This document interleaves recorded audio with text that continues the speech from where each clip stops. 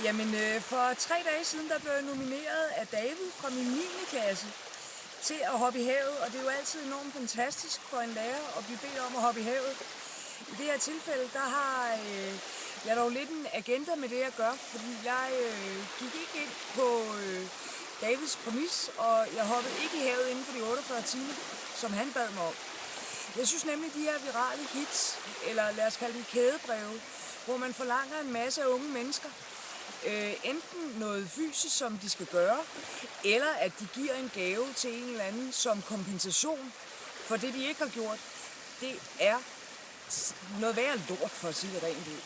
Altså, det er gruppepres af den værste grad, og det vil jeg fandme ikke være med til at støtte.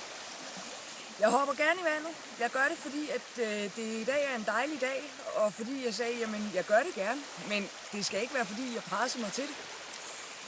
Så kære unge mennesker derude, lad være med at hoppe med på alle de her trends. Det er snothamrende dumt. Der er ikke nogen grund til det.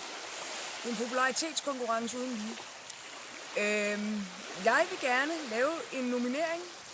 Jeg vil gerne lave en nominering af 9. A, og de skal gøre det så godt, som de på nogen måde kan til deres afgangsprøve. Men mest i dansk og engelsk selvfølgelig. Og hvis I ikke får over jeres årskarakter til prøve, jamen så skylder I mig sgu en lama-ven. Så long, suckers.